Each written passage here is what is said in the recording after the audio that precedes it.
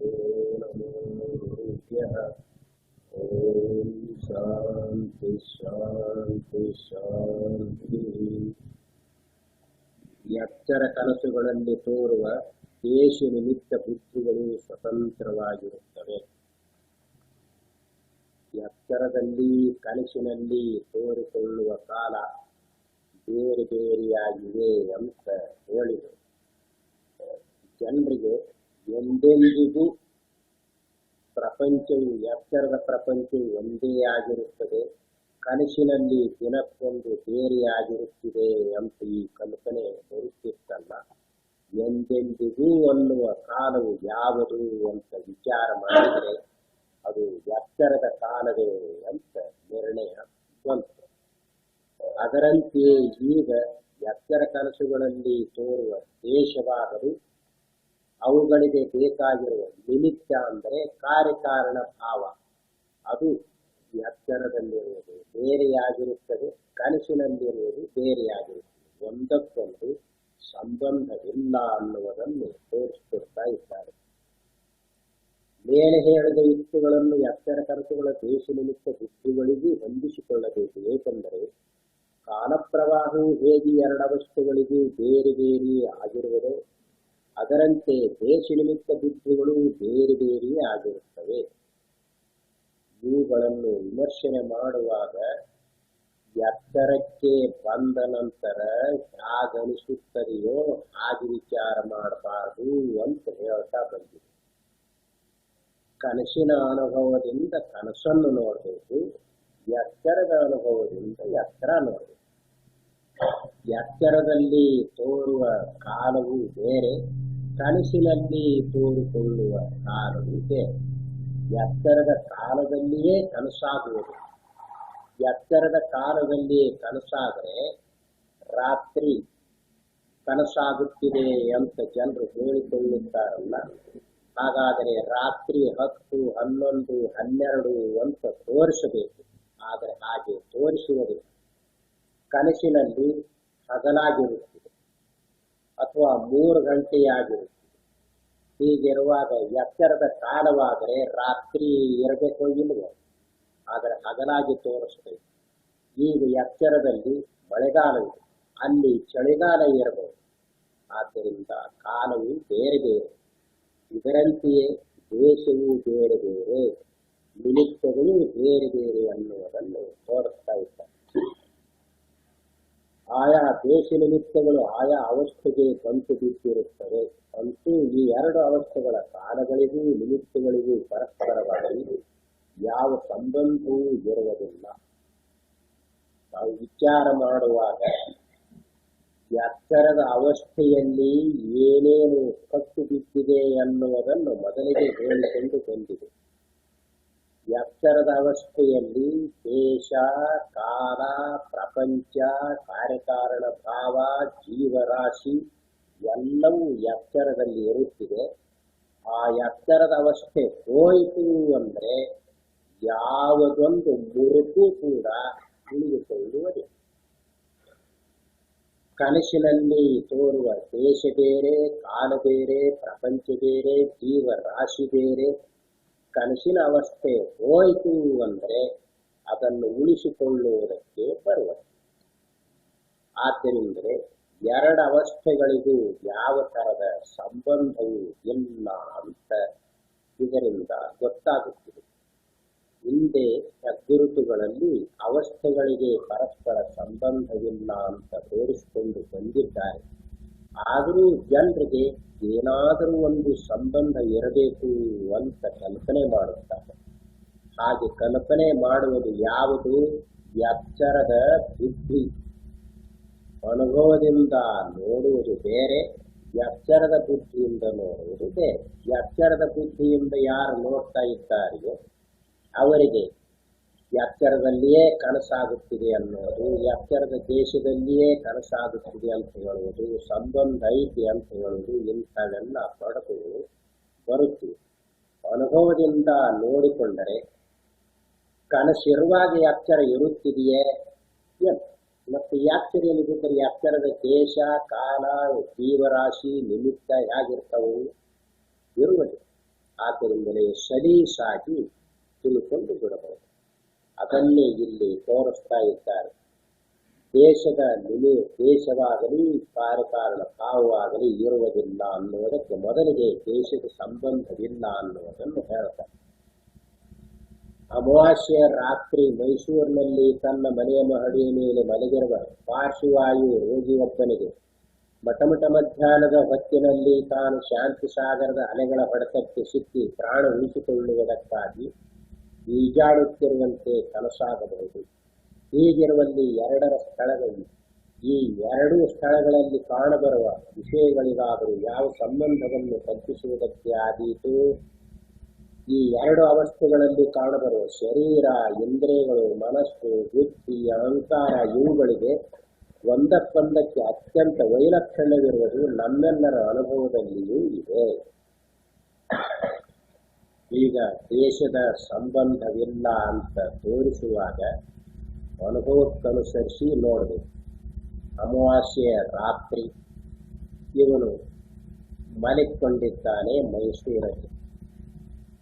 ಅವನಿಗೆ ಕನಸಾಗಿದೆ, ಶಾಂತಿ ಸಾಗರದಲ್ಲಿ ಬಿದ್ದುಕೊಂಡಿದ್ದಾನೆ.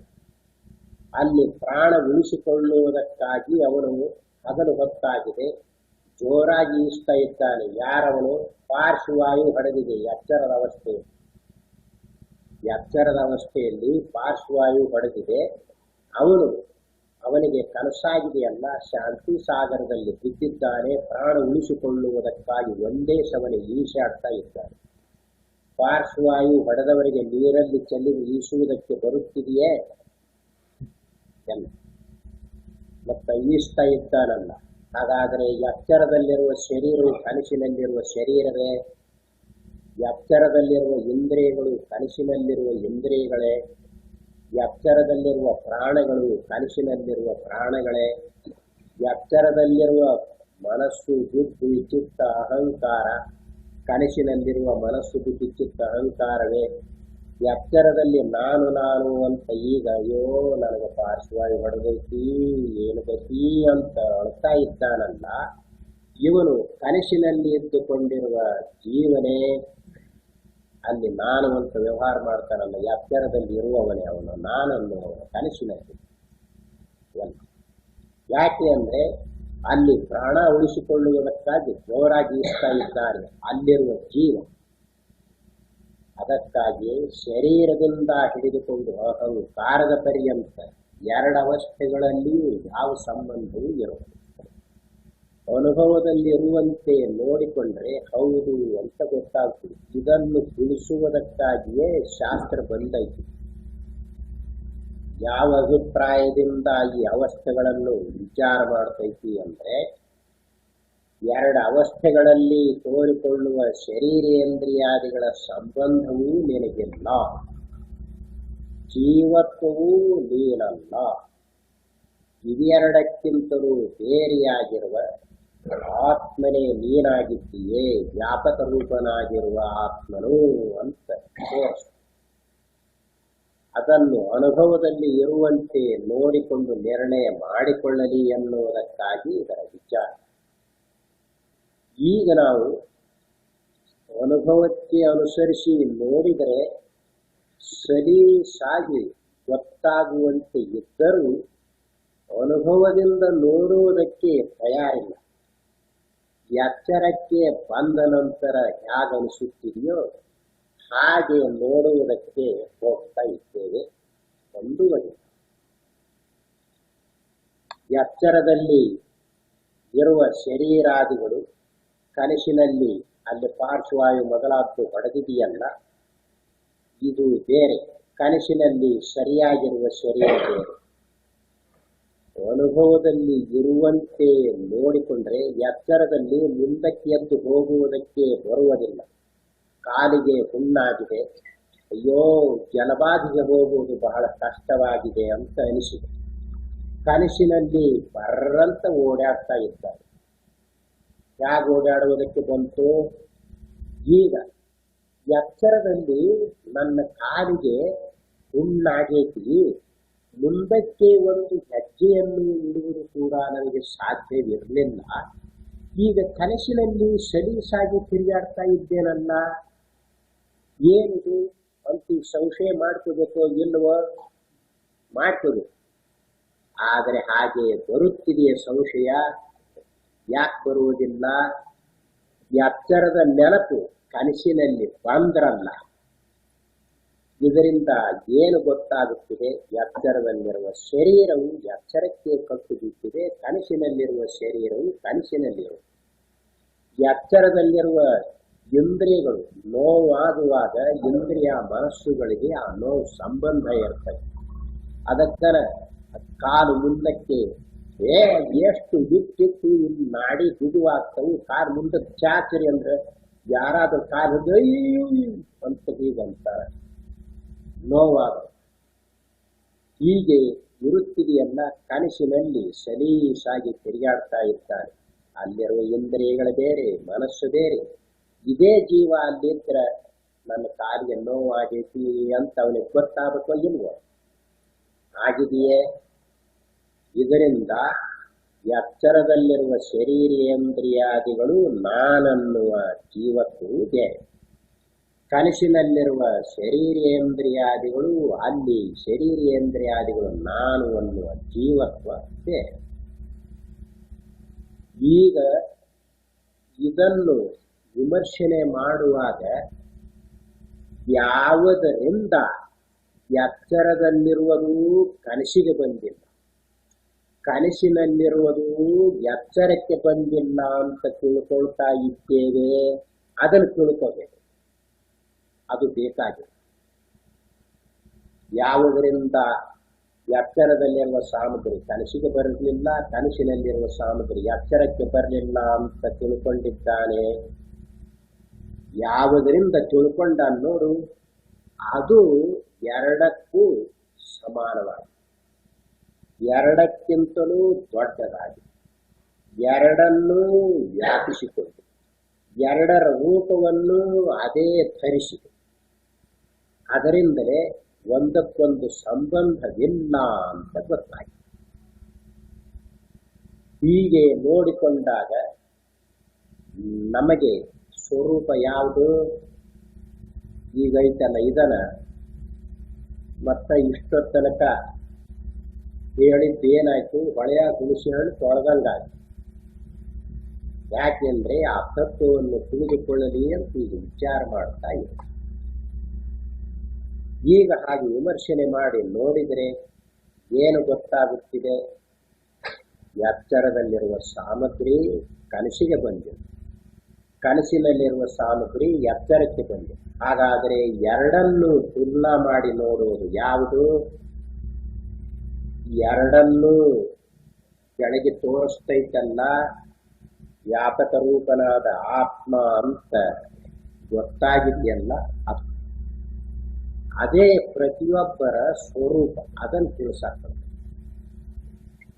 ಅದು ಗೊತ್ತಾಯ್ತು ಅಂದ್ರೆ ಈ ತರದ ಆಕ್ಷೇಪಣೆ ಯಾವು ಉಳಿಯುವುದೇ. ಅದಕ್ಕೆ ಎಚ್ಚರದ ಶರೀರೇಂದ್ರಿಯಾದಿಗಳು ಅಂಟಿಕೊಂಡು, ಕನಸಿನ ಶರೀರೇಂದ್ರಿಯಾದಿಗಳು ಅಂಟಿಕೊಂಡಿವೆ. ಎಚ್ಚರದಲ್ಲಿರುವ ಯಾವ ದೋಷವೂ ಅದಕ್ಕೆ ಅಂಟುವುದು, ಕನಸಿನಲ್ಲಿರುವ ಯಾವ ದೋಷವೂ ಅದಕ್ಕೆ ಅಂಟುವುದು. ಸ್ವತಂತ್ರವಾಗಿ ತಗೊಂಡು, ಅದರಿಂದಲೇ ಎಚ್ಚರ ಬಂದು ಹೋಯಿತು, ಕನಸು ಬಂದು ಹೋಯಿತು ಅಂತ ತಿಳಿಯುತ್ತಾರೆ. ಅದು ಪ್ರತಿಯೊಬ್ಬರ ಸ್ವರೂಪವಾಗಿ. ಅದನ್ನೇ ಶ್ರುತಿಯಲ್ಲಿ ಮಹಾಂತಂ ವಿಭುಮಾತ್ಮಾನಂ ಮತ್ವಾಧೀರೋ ನ ಶೋಚತಿ ಅಂತ ಹೇಳಿದರು. ಅದನ್ನು ತಿಳಿಯಬೇಕಾಗಿದೆ.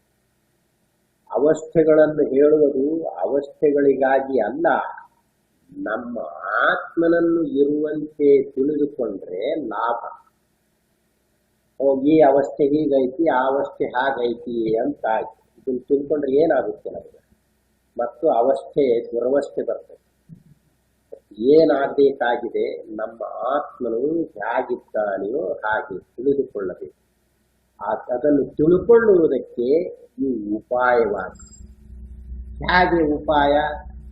ಎಚ್ಚರದಲ್ಲಿರುವ ಸಾಮಗ್ರಿ ಕನಸಿಗೆ ಬರಲಿಲ್ಲ, ಕನಸಿನಲ್ಲಿರುವ ಸಾಮಗ್ರಿ ಎಚ್ಚರಕ್ಕೆ ಬರಲಿಲ್ಲ ಅಂತ ಗೊತ್ತಾಗಿದೆಯಲ್ಲ, ಯಾವುದರಿಂದ ಗೊತ್ತಾಗಿದೋ ಅದು ನಮ್ಮ ಸ್ವರೂಪ. ಹೀಗೆ ತಿಳಿಬೇಕಾಗಿದೆ. ಆ ದೃಷ್ಟಿಯಿಂದ ನೋಡುವಾಗ ಒಂದರಲ್ಲಿ ಒಂದು ಸಂಬಂಧವಿಲ್ಲ, ಅವಸ್ಥೆಗಳಿಗೆ ಯಾವ ರೂಪದ ಸಂಬಂಧವಿಲ್ಲ ಅಂತ ತಿಳಿದು ಬರುತ್ತಿದೆ. ಈಗ ಇನ್ನೂ ಒಂದು ದೃಷ್ಟಾಂತವನ್ನು ಕೊಟ್ಟು ತೋರಿಸ್ತಾ ಇದ್ದಾರೆ. ಹಗಲು ಮನೆ ಮನೆಗೆ ತಿರುಗಿ ಭಿಕ್ಷವೆತ್ತುವನ್ನು ಬೇಗನದಲ್ಲಿ ಮುದುರಿಕೊಂಡು ನಿದ್ರೆಗೈಯುತ್ತಿರುವ ಮೋಟುಗೈಯನ ಒಕ್ಕಣ್ಣ ಕುಂಟ ಬ್ರಾಹ್ಮಣ ಭಿಕ್ಷುವು ತಾನು ಯುದ್ಧದಲ್ಲಿ ಶತ್ರುಗಳನ್ನು ಮಲ್ಲ ಯುದ್ಧದಲ್ಲಿ ಗೆದ್ದು ಪಟ್ಟದಾಣಿಯನ್ನೇರಿ ಕೆಲವು ಸಾಮಂತ ರಾಜರಿಂದರು ಉಪಚಾರಗಳನ್ನು ಕೈಗೊಳ್ಳುತ್ತಾ ತನ್ನ ರಾಜಧಾನಿಯನ್ನು ಪ್ರವೇಶಿಸುತ್ತಿರುವ ವೀರ ಚಕ್ರವರ್ತಿಯಾಗಿರುವಂತೆ ಕನಸು ಕಾಣಬಹುದು. ಈಗ ಅತ್ಯಂತ ವಿಲಕ್ಷಣವಾಗಿರುವ ಈ ಎರಡರಿಗೆ ದೇಹಾದಿಗಳಿಗೆ ಯಾವ ಸಂಬಂಧವನ್ನು ಕಲ್ಪಿಸುವುದಕ್ಕಾದೀತು? ಹಿಂದೂ ಇಂಥದ್ದೊಂದು ಪಾಠ ಇತ್ತು. ಒಬ್ಬ ಭಿಕ್ಷುಕ ಒಂದು ಮೂರ್ಖ ಧರ್ಮಶಾಲೆಯಲ್ಲಿ ಮಲಗಿಕೊಂಡಿದ್ದ. ಅವನಿಗೆ ಕನಸಾಯ್ತು. ಕನಸಿನಲ್ಲಿ ಅಲ್ಲಿರುವ ರಾಜರನ್ನು ಗೆದ್ದು ಅವನೇ ಮುಖ್ಯ ರಾಜನಾಗಿಬಿಟ್ಟ. ಆ ನಂತರ ಅವನಿಗೆ ಹೆಣ್ಣು ಕೊಡುವುದಕ್ಕೆ ಆ ಮಾಂಡಲಿಕ ರಾಜರು ಈ ಮಾಂಡಲಿಕ ರಾಜರು ಅವನ ಕಡೆಗೆ ಬಂದು ನಮ್ಮ ಮಗಳು ಕೊಡ್ತೀವಿ ಅಂತ ಹೇಳಿದ್ರು. ಆಗ ಯಾವುದೋ ಒಂದು ಮಾಡಿಕೊಂಡ. ಅವ ಉಳಿದವರೆಲ್ಲ ಅವನಿಗೆ ಕಪ್ಪು ಕಾಣಿಕೆ ತಂದು ಒಪ್ಪಿಸ್ತಾ ಇದ್ರು. ಕೆಲವು ಕಾಲದ ನಂತರ ಅವನಿಗೆ ಒಂದು ಗಂಡು ಮಗ ಹುಟ್ಟಿತು. ಯಾರಿಗೆ? ತಿರುಕ ಧರ್ಮಶಾಲೆಯಲ್ಲಿ. ಮೂರ್ಖ ಧರ್ಮಶಾಲೆ ಇತ್ತಲ್ಲ, ಅಲ್ಲಿ ಮಲಗಿರುವ ಒಬ್ಬ ತಿರುಕನಿಗೆ ಗಂಡು ಮಗ ಹುಟ್ಟಿತು. ಅದು ಒಳಕ್ ಹತ್ತಿತ್ತು. ಹೇಳ್ತಿ ಹೇಳ್ದ, ತೂ ಸಳ್ತೈತಿ ತಗೊಂಡು, ಅಯ್ಯೋ ಕೈಯಲ್ಲಿ ಕೆಲಸ ಐತಿ, ಎಷ್ಟಂತ ತಗೊಳ್ಳಿ, ನೀವ ತಗೊಳ್ರಿ, ತಿರುಗಿ ಉತ್ತರ ಹೇಳ್ತೀಯ ಅಂತ ವಾದ. ಈಗ ಒದಿಯುವಾಗ ಯಾಕೆ? ಅವಾಗ ಅವನು ಮುಂದೆ ಭಿಕ್ಷೆಗೆ ಹೋಗುವುದಕ್ಕೆ ನಾಚಿಕೊಂಡ ಅಂತ ಅದರಲ್ಲಿ ಇತ್ತು. ಹೀಗಿದೆ. ಆದ್ದರಿಂದ ಈಗ ಅದು ತಿರುಕನಿದ್ದಾನಲ್ಲ, ಅವನು ಎಂಥವನು ಅಂದ್ರೆ ಒಂದೇ ಕೈ ಇರುವುದು, ಒಂದೇ ಕಣ್ಣಿರುವುದು, ಕುಂಟಾಗಿದ್ದಾನೆ. ಇಂಥ ಬಿಟ್ಟು ಮಲ್ಲ ಯುದ್ಧದಲ್ಲಿ ಆಗಿನ ಕಾಲದ ರಾಜರನ್ನೆಲ್ಲ ಸೋಲಿಸಿಬಿಟ್ಟ. ಎಲ್ಲಿ ಸೋಲಿಸಿರುವುದವನು? ಎಚ್ಚರದಲ್ಲಿ ಅಲ್ಲ, ಕನಸಿನಲ್ಲಿ ಸೋಲಿಸಿ ರಾಜನಾದ. ಅದು ಈಗ ಕನಸಿನಲ್ಲಿ ತೋರಿಕೊಳ್ಳುವ ಶರೀರಕ್ಕೂ ಎಚ್ಚರದಲ್ಲಿ ತೋರಿಕೊಳ್ಳುವ ತಿರುಕನ ಶರೀರಕ್ಕೂ ಯಾವ ಸಂಬಂಧವಾದರೂ ಇದೆಯೇ? ಇಂದ್ರಿಯಗಳ ಸಂಬಂಧವಿದೆಯೇ? ಮನೋಬುದ್ಧಿಗಳ ಸಂಬಂಧವಿದೆಯೇ? ಎಲ್ಲ ಹಾಗೆ ಮನೋಬುದ್ಧಿಗಳ ಸಂಬಂಧವಿದ್ದರೆ ಅಯ್ಯೋ ನಾನು ತಿರುಕ, ನಾನು ಹೀಗೆ ಯಾವಾಗ ಮಾಡೋದು ಸಾಧ್ಯವಾದಿದ್ದೆ ಅಂತ ತಿಳ್ಕೊಳ್ತಾ ಇದ್ದ. ಆದರೆ ಆ ಬುದ್ಧಿ ಮನಸ್ಸು ಅವನಿಗೆ ಕನಸಿನಲ್ಲಿ ಇದ್ದರೆ ಯುದ್ಧ ಮಾಡೋದಕ್ಕೆ ಹೇಗೆ ಹೋಗ್ತಾ ಇದ್ದ? ಅಯ್ಯೋ ನನ್ನ ಕೈ ಇಲ್ಲ, ಕಾಲಿಲ್ಲ, ಕಣ್ಣು ಇಲ್ಲ, ಎಲ್ಲಿ ಯುದ್ಧ ಮಾಡೋದು ಅಂತ ಅದರ ಸುದ್ದಿಗೆ ಹೋಗ್ತಾ ಇಲ್ಲ, ಬಿಟ್ಟುಕೊಂಡು ಹೋಗ್ತಿದ್ದ. ಈಗ ಮಲ್ಲ ಯುದ್ಧದಲ್ಲಿ ಕೈಯಲ್ಲಿ ಮಲ್ಲ ಯುದ್ಧ ಅಂದ್ರೆ ಕುಸ್ತಿ ಆಡಿ ಗೆದಿಯುವುದು ಅಂತ, ಈ ಹೊಡೆದಾಡಿ ಇದರಲ್ಲಿ ಅವನು ಎಲ್ಲರನ್ನೂ ಸೋಲಿಸಿ ತಾನೇ ಮುಖ್ಯವಾಗಿ ರಾಜನಾಗಿದ್ದಾನೆ. ಹೀಗಿರುವಾಗ ಎರಡು ಕಡೆಯಲ್ಲಿರುವ ಶರೀರಕ್ಕೂ, ಎರಡು ಕಡೆಯಲ್ಲಿರುವ ಇಂದ್ರಿಯಗಳಿಗೂ, ಎರಡು ಕಡೆಯಲ್ಲಿರುವ ಪ್ರಾಣಗಳಿಗೂ, ಎರಡು ಕಡೆಯಲ್ಲಿರುವ ಅಂತಃಕರಣಗಳಿಗೂ, ಎರಡು ಕಡೆಯಲ್ಲಿರುವ ನಾನು ಅನ್ನುವರೆಗೂ ಸಂಬಂಧವು ಇದೆಯೇ? ಎಲ್ಲ. ಹಾಗಾದ್ರೆ ಎಚ್ಚರದಲ್ಲಿರುವುದು ಕನಸಿಗೆ ಬಂದಿಲ್ಲ, ಕನಸಿನಲ್ಲಿರುವುದು ಎಚ್ಚರಕ್ಕೆ ಬಂದಿಲ್ಲ ಅಂತ ಗೊತ್ತಾಗಿದೆಯಲ್ಲ. ಯಾವುದರಿಂದ ಗೊತ್ತಾಗೈತಿ? ಅದನ್ನು ನಾವು ತಿಳಿಯಬೇಕಾಗಿದೆ. ಶರೀರೇಂದ್ರಿಯಾದಿಗಳಿಗೆ ಇನ್ನೊಂದು ಅವಸ್ಥೆ ಸುದ್ದಿ ಗೊತ್ತಿಲ್ಲ, ಯಾಕಂದ್ರೆ ಅವು ಅಲ್ಲಿಗೆ ಬಂದಿಲ್ವಲ್ಲ. ಇವು ಅಲ್ಲಿಗಿಲ್ಲ, ಇವು ಅಲ್ಲಿಗಿಲ್ಲ. ಆದರೆ ಗೊತ್ತಾಗಿರುವುದು ಅವೆರಡಕ್ಕೂ ಬೇರೆಯಾಗಿರುವ ವ್ಯಾಪಕ ರೂಪನಾದ ಆತ್ಮನಿಗೆ ಗೊತ್ತಾಗ. ಈಗ ನಾವು ತುಳಿಯುವಾಗ ಹೀಗೆ ವಿಚಾರ ಮಾಡಬೇಕು. ಕನಸಿನಲ್ಲಿ ಏನು ತೋರಿಕೊಂಡು, ಎಚ್ಚರದಲ್ಲಿ ಹೇಗೆ ತೋರಿತು, ಇವೆರಡಕ್ಕೂ ಸಂಬಂಧವು ಯಾವುದಾದರೂ ಇದೆಯೇ? ಹಾಗಾದರೆ ಇಲ್ಲ ಅನ್ನೋದು ಯಾವುದರಿಂದ ತಿಳಿದು ಬಂದಿದೆ? ಯಾವುದರಿಂದ ತಿಳಿದು ಬಂದಿದೆಯೋ ಅದನ್ನೇ ಆತ್ಮ ಅಂತ ಹೇಳ್ತಾ ಇದೆ. ಸರಿಯಾಗಿ ಅದನ್ನು ತಿಳಿದುಕೊಂಡ ಅಂದ್ರೆ ಅವಾಗ ಆ ಸ್ವರೂಪವೇ ತಾನಾಗಿ ನಿಂತ ಇದ್ದಾನೆ. ಅದಕ್ಕೆ ಎರಡು ಅವಸ್ಥೆಗಳ ಸಂಬಂಧ, ಎರಡು ಕಡೆಯಲ್ಲಿರುವ ಶರೀರಗಳ ಸಂಬಂಧ, ಎರಡು ಕಡೆಯಲ್ಲಿರುವ ಇಂದ್ರಿಯ ಕರಣಾದಿಗಳ ಸಂಬಂಧ ಇಲ್ಲ. ಸ್ವತಂತ್ರವಾಗಿ ತಾನು ಇರುವಂತೆಯೇ ಇದ್ದುಕೊಂಡಿದೆ. ಇಂಥದ್ದನ್ನು ತಿಳಿದುಕೊಳ್ಳಲಿ ಎನ್ನುವುದಕ್ಕಾಗಿ ಈ ವಿಚಾರ ಬಂದಿದೆ.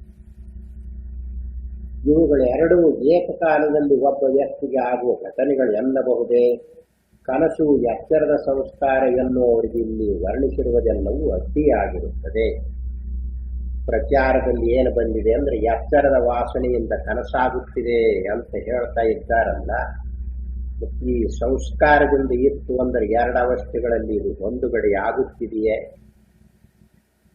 ಆಗುವುದು.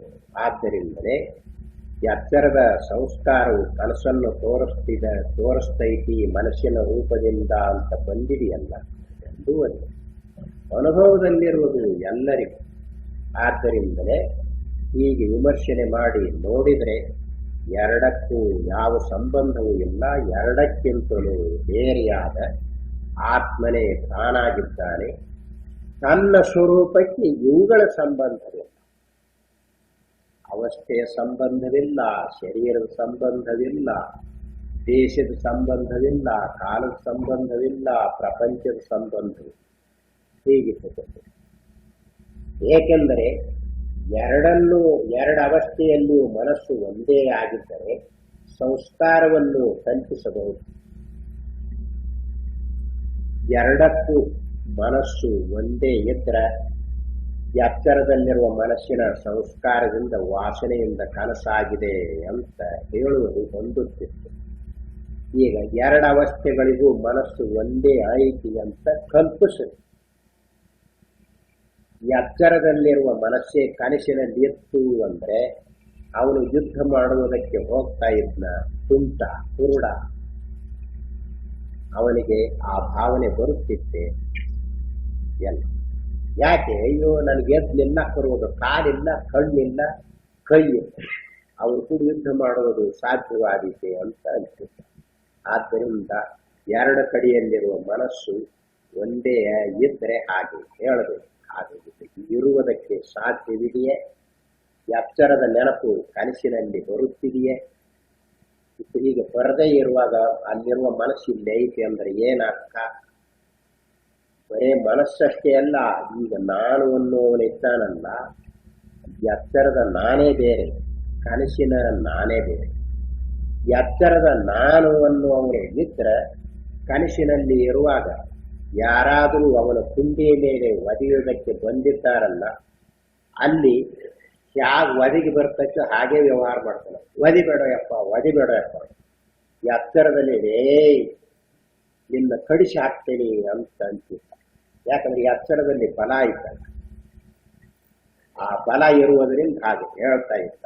ಅಲ್ಲೇ ಒದಿಬೇಡ ಒದಿಬೇಡ ಅಂತ ಅಂತಾರೆ. ಒಂದ್ ಬಳಕೆ ಎರಡು ಕಡೆಯಲ್ಲಿರುವ ಮನಸ್ಸು ನಾನು ಅನ್ನೋನು ಒಂದೇ ಐತ. ಜನರಿಗೆ ಏನು ಸಂಶಯ ಬರ್ತೈತಿ ಅಂದ್ರೆ ಸರಿಯಾಗಿ ಇವೆರಡು ಯಾವುದರಿಂದ ಗೊತ್ತಾಗಿದೆ, ಇವೆರಡನ್ನು ಹೋಲಿಸಿ ನೋಡುವುದು ಯಾವುದು ಅಂತ ತಿಳಿಯದೇ ಇರುವಾಗ ಇವುಗಳಲ್ಲಿ ಏನೋ ಸಂಬಂಧ ಮಾಡಿಕೊಳ್ಳುವುದಕ್ಕೆ ಹೋಗ್ತಾ ಇದ್ದಾರೆ. ಈ ಎರಡವಸ್ಥೆಯನ್ನು ಹೊಂದಿಸಿ ನೋಡ್ತಾ ಇದೆಯಲ್ಲ, ಒಂದರಲ್ಲಿ ಒಂದು ಬಂದಿಲ್ಲ ಅಂತ ಅದನ್ನು ತಿಳಿದುಕೊಂಡಿಲ್ಲ. ಅದನ್ನು ತಿಳಿದುಕೊಳ್ಳದೆ ಇರುವಾಗ ಅಂದ್ರೆ ಒಂದು ಕನಸಿಂದು ಎಚ್ಚರಕ್ಕೆ ಬರ್ಬೇಕಾದ್ರೆ ಮತ್ತ ಇಲ್ಲಿರುವ ಮನಸ್ಸು ಇರ್ಬೇಕಲ್ಲ, ಇಲ್ಲಿರುವ ನಾನು ಅನ್ನೋನು ಇಲ್ಲದಿದ್ದು ಹೆಂಗೆ ಹೇಳಕ್ ಬರ್ತೈತಿ? ಹೇಳುವುದರಿಂದ ಇದನ್ನು ಕಲ್ಪನೆ ಮಾಡಿಕೊಳ್ತಾ ಇದ್ದಾರೆ. ಹೇಳುವುದು, ವ್ಯವಹಾರ ಮಾಡುವುದು ಈಗ ಇರಬೇಕಲ್ಲ ಅನುಭವದಲ್ಲಿ ಎಲ್ಲ. ಹಾಗಾದರೆ ಎಚ್ಚರಕ್ಕೆ ಬಂದ ನಂತರ ಇವೆರಡನ್ನು ಹೀಗೆ ಹೋಲಿಕೆ ಮಾಡಿ ನೋಡುವುದಿದೆಯಲ್ಲ, ಎರಡಕ್ಕೂ ಅದೇ ಮೂಲ ರೂಪವಾಗಿರುವುದರಿಂದಲೂ ಎರಡರಲ್ಲಿರುವ ಸಂಬಂಧವೂ ಇರುವುದಿಲ್ಲ ಅಂತ ಹೇಳುವುದು ಆ ಅನುಭವವು ಹೇಳ್ತಾ ಇದೆ. ಮತ್ತು ಈಗ ಹೇಳುವಾಗ ಪ್ರಮಾತೃವಿನ ವೇಷವನ್ನು ಧರಿಸಿ ಬುದ್ಧಿಯನ್ನು ಉಪಯೋಗಿಸಿಕೊಂಡು ಹೇಳ್ತೇವೆ. ಈ ಮರ್ಮ ಉಳಿಕೆದವರಿಗೆ ಗೊತ್ತಿಲ್ಲದೆ ಇರುವುದರಿಂದ ಎರಡನ್ನು ಕಲಬೆರಕೆ ಮಾಡಿಕೊಳ್ತಾ ಇದ್ದಾರೆ. ಎಚ್ಚರದ ವಾಸನೆಯಿಂದ ಕನಸಾಗುತ್ತಿದೆ ಅಂತರು ಎಚ್ಚರದಲ್ಲಿ ಬಂದಾಗ ಹೇಳುವುದಕ್ಕೆ ಬರ್ತೈತಿ ಅಂದ್ಬಳಿಕ ಅಲ್ಲಿ ನಾನು ಅನ್ನೋನು ಇಲ್ಲದಿದ್ರೆ, ನಾನು ಅನ್ನೋನು ನೋಡದೆ ಇದ್ರೆ ಹೇಗೆ ಹೇಳಕ್ ಬರ್ತೈತಿ ಅಂತ ಕಲ್ಪನೆ ಮಾಡಿಕೊಳ್ಳುತ್ತಾರೆ. ಯಾವುದು ಎರಡಕ್ಕೂ ಸಮಾನ ರೂಪವಾಗಿದೆಯೋ ಆ ವ್ಯಾಪಕ ರೂಪನಾದ ಆತ್ಮನೇ ಎಚ್ಚರದ ಪ್ರಮಾತೃವಿನ ವೇಷದಿಂದ ಬುದ್ಧಿಯನ್ನು ಉಪಯೋಗಿಸಿಕೊಂಡು ಎರಡನ್ನು ವಿಚಾರ ಮಾಡ್ತಾ ಇದ್ದಾನೆ. ಈಗ ನಿರ್ಣಯ ಮಾಡುವುದು ಬುದ್ಧಿಯಲ್ಲ, ಅನುಭವವೇ ನಿರ್ಣಯ ಮಾಡ್ತೈತಿ. ಅನುಭವಕ್ಕೆ ಗೊತ್ತಾಗಿರುವುದು ಆ ಅನುಭವವೇ ಪ್ರಮಾತೃವಿನ ವೇಷದಿಂದ ವಿಚಾರ ಮಾಡಿ ನಿರ್ಣಯ ಮಾಡ್ತದೆ. ಈ ಮನಸ್ಸು ಬುದ್ಧಿ ನೋಡದೆ ಇರ್ತಕ್ಕಂಥದ್ದು ಹೇಗೆ ನಿರ್ಣಯ ಮಾಡ್ತೈತಿ? ಮಾಡುವುದಿಲ್ಲ. ಆದ್ದರಿಂದಲೇ ಈ ನಿರ್ಣಯವು ಅನುಭವದಿಂದ ಆಗ್ತಾ ಇದೆ. ಏನು ಇದರಲ್ಲಿ ಯಾವ ತೊಡಕಿಲ್ಲ, ಸಲೀಸಾಗಿ ನೋಡಿಕೊಂಡ್ರೆ ಗೊತ್ತಾಗುತ್ತಿದೆ. ಎಚ್ಚರವನ್ನು ನೋಡಿರುವುದು ಯಾವುದು? ಅನುಭವ. ಕನಸಿನಲ್ಲಿರುವ ಸಾಮಗ್ರಿ ಯಾವುದನ್ನು ನೋಡಿಲ್ಲ. ಕನಸನ್ನು ನೋಡಿರುವುದು ಯಾವುದು? ಅನುಭವ. ಎಚ್ಚರದಲ್ಲಿರುವ ಸಾಮಗ್ರಿ ಯಾವುದು? ಕನಸನ್ನು ನೋಡಿಲ್ಲ. ಶರೀರದಿಂದ ಹಿಡಿದುಕೊಂಡು ನಾನು ಅನ್ನುವನ ಪರ್ಯಂತ ಯಾವುದು ನೋಡಿಲ್ಲ. ಹಾಗಾದರೆ ಇವೆರಡನ್ನು ಇದು ಒಂದರಲ್ಲಿ ಒಂದು ಬರುವುದಿಲ್ಲ. ಎರಡರ ಅನುಭವವು ಹೀಗೈತಿ ಅಂತ ನಿರ್ಣಯ ಮಾಡಬೇಕಾದ್ರೆ ಅನುಭವವನ್ನು ಬಿಟ್ಟು ಬೇರೆ ಯಾವುದು ಮಾಡ್ತಾ ಇದೆ? ಅನುಭವವೇ ನಿರ್ಣಯ ಮಾಡ್ತಾರೆ. ಆದ್ದರಿಂದಲೇ ಆ ಅನುಭವವು ಹೇಗೆ ನಿರ್ಣಯ ಮಾಡುತ್ತದೆಯೋ ಅದಕ್ಕನುಸರಿಸಿ ನೋಡಿದಾಗ ಇವನಿಗೆ ಉಳಿದ ಪ್ರಮಾತೃ ಬೇಕಾಗಿಲ್ಲ, ಬುದ್ಧಿ ಬೇಕಾಗಿಲ್ಲ. ಅದು ಎಲ್ಲ ರೂಪವನ್ನು ಧರಿಸುವ ಯೋಗ್ಯತೆಯಿಂದ ಕೂಡಿಕೊಂಡಿದೆ. ಅದಕ್ಕಾಗಿ ಅವಸ್ಥೆ ಅಂದರೆ ಏನು ಅಂತ ಕೇಳಿದಾಗ ಪರಮಾರ್ಥವು ತೋರಿಕೊಳ್ಳುವ ಒಂದೊಂದು ಬಗೆಗೆ ಅವಸ್ಥೆ ಅಂತ ಹೇಳಿಕೊಂಡು ಬಂದಿದೆ. ಆತ್ಮನೇ ಎಚ್ಚರವಾಗಿ ತೋರ್ತಾ ಇದ್ದಾನೆ, ಆತ್ಮನೇ ಕನಸಾಗಿ ತೋರ್ತಾ ಇದ್ದಾನೆ. ಆತ್ಮನೇ ಈ ರೂಪದಲ್ಲಿ ತೋರುವಾಗ ಅವನಿಗೆ ಪ್ರಮಾತೃ ರೂಪವಾಗಿ ತೋರಿಕೊಳ್ಳುವುದು, ಬುದ್ಧಿಯನ್ನು ಉಪಯೋಗಿಸಿಕೊಳ್ಳುವುದು ಕಷ್ಟವಾಗುತ್ತಿದೆ ಎಲ್ಲ. ಆದ್ದರಿಂದಲೇ ಅನುಭವಕ್ಕನುಸರಿಸಿ ನೋಡಿ ನಿರ್ಣಯ ಮಾಡಿಕೊಳ್ಳಬೇಕು. ಹಾಗೆ ಮಾಡಿದರೆ ಎರಡು ಕಡೆಯಲ್ಲಿರುವ ಶರೀರೇಂದ್ರಿಯಾದಿಗಳ ಸಂಬಂಧವೂ ಇಲ್ಲ, ಎರಡು ಕಡೆಯಲ್ಲಿರುವ ಜೀವತ್ವದ ಸಂಬಂಧವೂ ಇಲ್ಲ, ಪ್ರಪಂಚದ ಸಂಬಂಧವೂ ಇಲ್ಲ. ಹೀಗೆ ಎರಡಕ್ಕೂ ಸಮಾನ ರೂಪವಾಗಿ ಯಾವನು ಇದ್ದುಕೊಂಡಿದ್ದಾನೆಯೋ ಅವನನ್ನು ಇರುವಂತೆ ಯಾವನು ತಿಳಿದುಕೊಳ್ಳುತ್ತಾನೆಯೋ ಅವನಿಗೆ ಮತ್ವಾಗಿರೋ ನ ಶೋಚತಿ. ಯಾವಾಗ ಇರುವಂತೆ ತಿಳಿದುಕೊಳ್ಳುತ್ತಾನೆಯೋ ಆಗಲೇ ಅವನಿಗೆ ಶೋಕದ ನಿವೃತ್ತಿಯಾಗುತ್ತಿದೆ, ಸಂಸಾರದ ನಿವೃತ್ತಿಯಾಗುತ್ತಿದೆ ಅಂತ ತೋರಿಸಿರುವುದು ಶ್ರುತಿಯಲ್ಲಿ. ಯಮ ನಚಿಕೇತನಿಗೆ ಆ ವಿಷಯವನ್ನು ಹೇಳಿದ್ದಾನೆ. ಆದ್ದರಿಂದ ಹೀಗೆ ನೋಡಿಕೊಳ್ಳುವಾಗ ನಮ್ಮವೇ ಅವಸ್ಥೆಗಳು, ನಾವೇ ಅವುಗಳನ್ನು ನೋಡ್ತಾ ಇರುವಂತೆ ನೋಡಿಕೊಳ್ಳುವುದಕ್ಕೆ ಬರದೆ ಎಚ್ಚರಕ್ಕೆ ಬಂದಾಗ ಹೇಗೆ ಅನಿಸ್ತೈತೆ ನೋಡು ಹಾಗೆ ನೋಡುವುದಕ್ಕೆ ಹೋಗ್ತಾ ಇದ್ದಾನೆ. ತಪ್ಪಿಸ್ಬೇಕು. ಇಲ್ಲಿಯೇ ದೋಷ ಇರುವುದು. ಎಚ್ಚರದ ಬುದ್ಧಿಯಿಂದ ಕನಸನ್ನು ನೋಡುವುದು, ನಿದ್ರೆಯನ್ನು ನೋಡುವುದು ಹೀಗೆ ಮಾಡ್ತಾ ಇದ್ದಾನಲ್ಲ, ಒಂದು ಕನಸನ್ನು ಕನಸಿನ ಅನುಭವದಿಂದ ನೋಡುವುದು, ನಿದ್ರೆಯನ್ನು ನಿದ್ರೆಯ ಅನುಭವದಿಂದ ನೋಡುವುದು, ಎಚ್ಚರವನ್ನು ಎಚ್ಚರದ ಅನುಭವದಿಂದ ನೋಡುವುದು. ಅವು ಹೇಗಿದೆಯೋ ಹೇಗೆ ಅನುಭವವಾಗಿದೆಯೋ ಅದಕ್ಕನುಸರಿಸಿ ನೋಡಿ ನಿರ್ಣಯ ಮಾಡಿಕೊಳ್ಳುವುದು. ಹಾಗೆ ಮಾಡುವುದಕ್ಕೆ ಬಂತು ಅಂದರೆ ಶ್ರುತಿ ಏನು ಹೇಳುವುದಕ್ಕೆ ಬಂದಿದೆಯೋ ಅದು ಸಾರ್ಥಕವಾಗುತ್ತೆ. ನಿನಗೆ ಎಚ್ಚರವಾಗಲಿ ಕನಸಾಗಲಿ ನಿದ್ರೆಯಾಗಲಿ ಎಲ್ಲ ನೀನು ನಿತ್ಯ ನೆರವಸ್ಥನು ಅಂತ ತೋರ್ಸಾಕ್ತದೆ. ಶರೀರೇಂದ್ರಿಯಾದಿಗಳ ಸಂಬಂಧವಿಲ್ಲ, ಜೀವತ್ವ ನಿನಗಿಲ್ಲ ಅಂತ ತಿಳಿಸೋದಕ್ಕೆ ಬಂದಕ್ಕೆಲ್ಲ ಹೌದು ಅಂತ ಗೊತ್ತಾಗುತ್ತೆ. ಆದ್ದರಿಂದಲೇ ಇಲ್ಲಿ ಆ ವಿಷಯವನ್ನು ಹೇಳುವಾಗ ದೇಶ ಮತ್ತು ನಿಮಿತ್ತ ಇವು ಎರಡೂ ಸಂಬಂಧವಿಲ್ಲ ಎಚ್ಚರ ಕನಸುಗಳಿಗೆ. ಅಷ್ಟೇ ಅಲ್ಲ, ಶರೀರ ಇಂದ್ರಿಯಾದಿಗಳ ಸಂಬಂಧವೇ ಇರುವುದಿಲ್ಲ.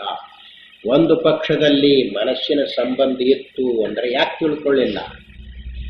ಎಚ್ಚರದಿಂದ ಕನಸಿಗೆ ಬಂದಿದ್ದೇನೆ ಅಂತ ಯಾಕೆ ತಿಳ್ಕೊಳ್ಳಿಲ್ಲ? ಈಗ ನೀವು ನಿಮ್ಮ ಊರನ್ನು ಬಿಟ್ಟು ಇಲ್ಲಿಗೆ ಬಂದಿದ್ದೀರಿ, ಮನೆಯನ್ನು ಬಿಟ್ಟು ಇಲ್ಲಿಗೆ ಬಂದಿರುವಾಗ ಇದೇ ನಿಮ್ಮ ಮನೆ ದೇಹ, ಇದು ಆಶ್ರಮ, ನಮ್ಮ ಮನೆ ಅಲ್ಲೇ ಐತೆ ಅಂತ ಸ್ಪಷ್ಟವಾಗಿ ಗೊತ್ತಾಗಿದೆಯೋ ಇಲ್ಲವೋ? ಮನೆಯಲ್ಲಿರುವ ಮನಸ್ಸೇ ಇಲ್ಲಿರುವುದರಿಂದ. ಅದರಂತೆ ಎಚ್ಚರದಲ್ಲಿರುವ ಮನಸ್ಸೇ ಕನಸಿನಲ್ಲಿ ಎತ್ತು ಅಂದರೆ ಎಚ್ಚರದಿಂದ ಈಗ ಕನಸಿಗೆ ಬಂದಿದ್ದೇನೆ ಅಂತ ಯಾಕೆ ತಿಳ್ಕೊಳ್ಳಿ? ತಿಳ್ಕೋಬೇಕೋ ಇಲ್ವೋ? ತಿಳ್ಕೊಳ್ಳುವುದಕ್ಕೆ ಸಾಧ್ಯವಿದೆಯೇ? ಎಚ್ಚರದ ನೆನಪು ಕನಸಿನಲ್ಲಿ ಬರುತ್ತಿದೆಯೇ? ಇಲ್ಲ. ಮತ್ತೆ ಹೀಗಿರುವಾಗ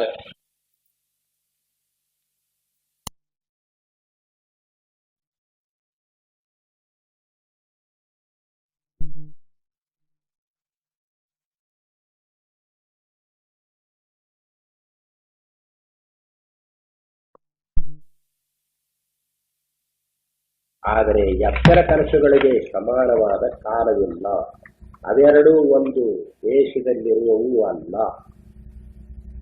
ನೆನಪು ಬರಬೇಕಾದ್ರೆ, ಸಂಸ್ಕಾರ ಬೆಳೆಯಬೇಕಾದ್ರೆ, ಈಗ ಬೆಳಗ್ಗೆ ನೀವು ಯಾವುದನ್ನು ಊಟ ಮಾಡಿದ್ದೀರೋ ಈಗ ಸಾಯಂಕಾಲದಲ್ಲಿ ಹೇಳ್ತೇನೆ.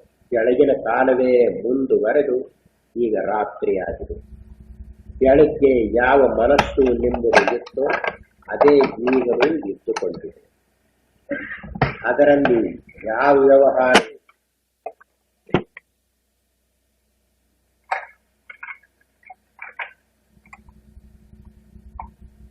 ವ್ಯವಹಾರವು ನಡೆದಿತ್ತೋ ಅದನ್ನು ಹಿಡಿದುಕೊಂಡಿರುತ್ತದೆ.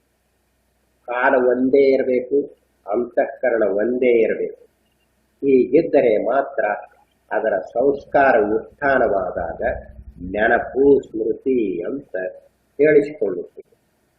ಬೆಳಗ್ಗೆ ಇರುವ ಕಾಲವೇ ಈಗ ಸಾಯಂಕಾಲವಾಗಿದೆ. ಬೆಳಗ್ಗೆ ಇರುವ ಮನಸ್ಸೇ ಈಗ ಸಾಯಂಕಾಲದಲ್ಲಿ ಇಟ್ಟುಕೊಂಡಿರುವುದರಿಂದ ಬೆಳಗ್ಗೆ ನಾವು ಇಂತಿಂತ ಊಟ ಮಾಡಿದ್ವಿ ಅಂತ ಆ ಸಂಸ್ಕಾರದ ಬಲದಿಂದ ಈಗ ಹೇಳ್ತಾ ಇದ್ದೇವೆ. ಈಗ ಎಚ್ಚರದಲ್ಲಿ ಇದ್ದುಕೊಂಡಿರುವ ಕಾಲವು ಕನಸಿನಲ್ಲಿದೆಯೇ? ಎಲ್ಲ. ಎಚ್ಚರದಲ್ಲಿದ್ದುಕೊಂಡಿರುವ ಅಂತಃಕರಣವು ಕನಸಿಗೆ ಬಂದಿದೆಯೇ? ಎಲ್ಲ. ಹೀಗಿರುವಾಗ ಸಂಸ್ಕಾರವು ಹೇಗೆ ಉತ್ಥಾನವಾಗಬೇಕು? ಇರಬೇಕಲ್ಲ ಅಂತಃಕರಣ. ಅದೇ ಅಂತಃಕರಣ ಕನಸಿನಲ್ಲಿ ಇದ್ದರೆ ಸಂಸ್ಕಾರ ಉತ್ಥಾನವಾಗಬೇಕು. ಹಾಗಿಲ್ಲ. ಎಚ್ಚರದ ಅಂತಃಕರಣವೇ ಬೇರೆ, ಕನಸಿನ ಅಂತಃಕರಣವೇ ಬೇರೆ. ಎಚ್ಚರದ ಕಾಲವೇ ಬೇರೆ, ಕನಸಿನ ಕಾಲವೇ ಬೇರೆ.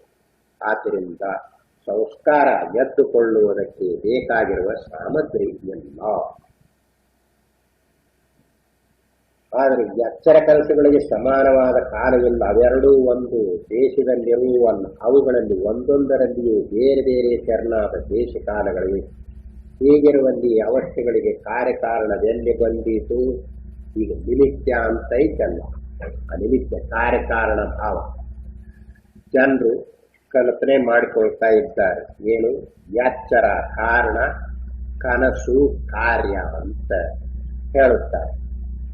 ಹಾಗೆ ಕಾರ್ಯಕಾರಣವು ಇರಬೇಕಾದರೆ ಎರಡು ಕಡೆಯಲ್ಲಿಯೂ ಕಾಲ, ದೇಶ, ಅಂತಃಕರಣ ಒಂದೇ ಇರಬೇಕು ಇಲ್ವೋ?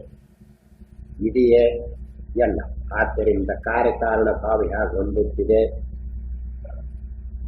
ಅದಿಲ್ಲದಿದ್ದರೆ ಎಚ್ಚರದ ವಾಸನೆಯಿಂದ ಕನಸು ಉಂಟಾಗುತ್ತಿದೆ ಎಂಬ ವಾದವು ಯಾವ ಆಧಾರದ ಮೇಲೆ ನಿಂತಿತು?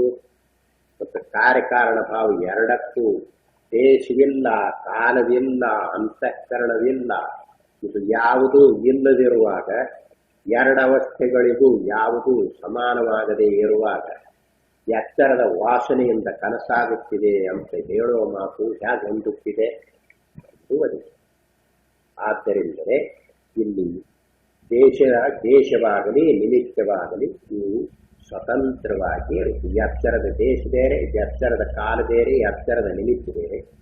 ಕನಸಿನ ದೇಶ ಬೇರೆ, ಕನಸಿನ ಕಾಲ ಬೇರೆ, ಕನಸಿನ ನಿಮಿತ್ತ ಬೇರೆ, ಒಂದಕ್ಕೊಂದು ಸಂಬಂಧವಿಲ್ಲ. ಎಚ್ಚರದ ಕಾಲದಲ್ಲಿ ಕನಸುಗಳಾಗುವೆಂಬ ಮತದಲ್ಲಿ ದೋಷ.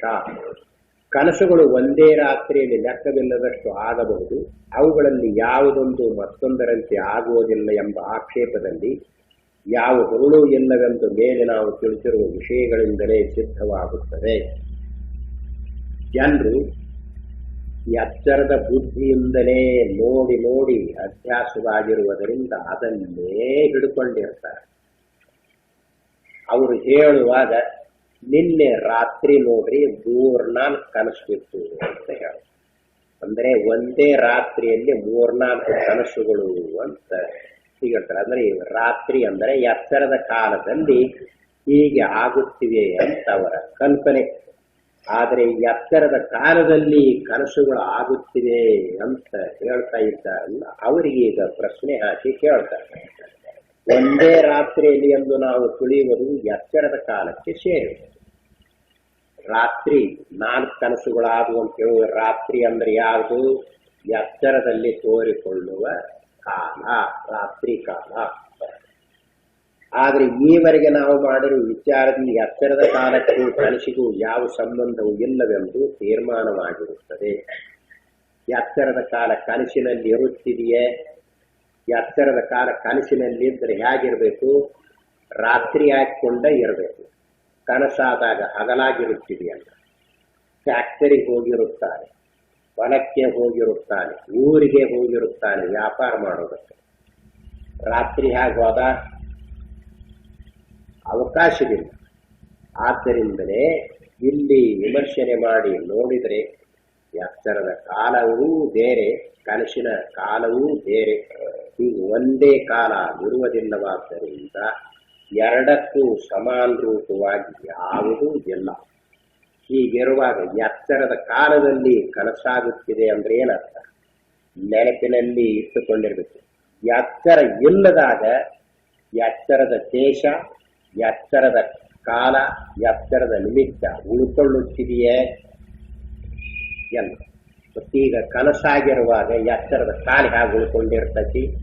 ಹಾಗೆ ಹೇಳಿನ್ನು ಅಂದ್ರೆ ಏಕಕಾಲದಲ್ಲಿ ಎಚ್ಚರವಾಗಿಯೂ ಇರುತ್ತೇನೆ, ಕನಸಾಗಿಯೂ ಕಾಣುತ್ತೇನೆ ಅಂತ ಹೇಳಿದಂತೆ ಆಗುತ್ತದೆ. ಏಕಕಾಲದಲ್ಲಿ 2 ಅವಸ್ಥೆಗಳನ್ನು ಅನುಭವ ಮಾಡುವುದಕ್ಕೆ ಸಾಧ್ಯವಿದೆಯೇ?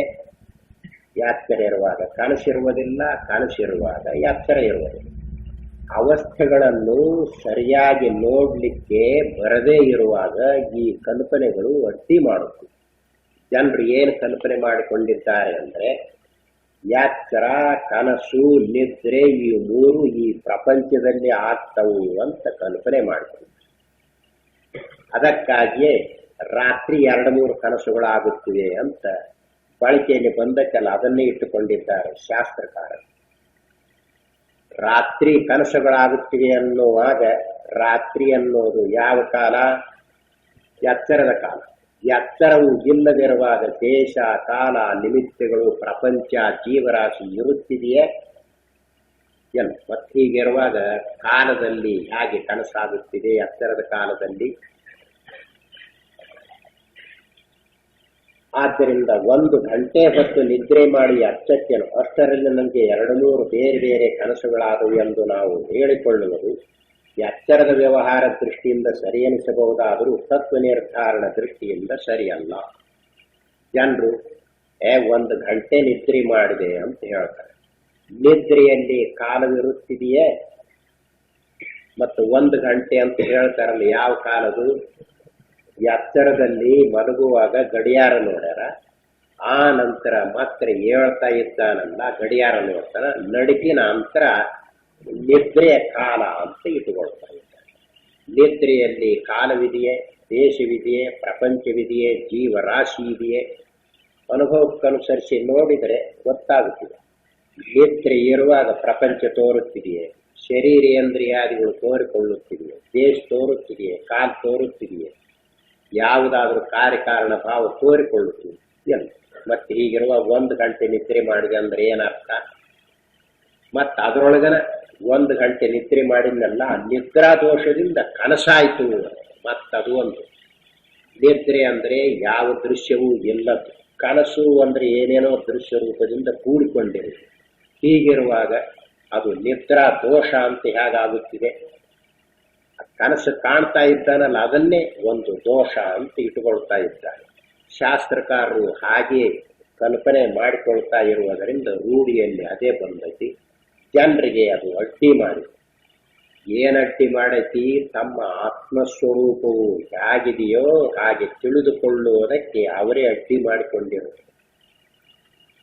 ಯಾಕೆ ಅಂದ್ರೆ ಎಚ್ಚರದಲ್ಲಿ ಇರುವಾಗ ಅವರಿಗೆ ಪ್ರಪಂಚದಲ್ಲಿ ಅವಸ್ಥೆಗಳಾಗುತ್ತಿವೆ ಅಂತ ಇಟ್ಟುಕೊಂಡಿದ್ದಾರೆ. ಪ್ರಪಂಚ ಮೊದಲಿಗೆ ಇರ್ತೈತಿ, ಇದರಲ್ಲಿ ಎಚ್ಚರ ಕನಸು ನಿದ್ರೆಗಳು ಬರ್ತಾವಂತ ಕಲ್ಪನೆ ಮಾಡಿಕೊಳ್ತಾರೆ.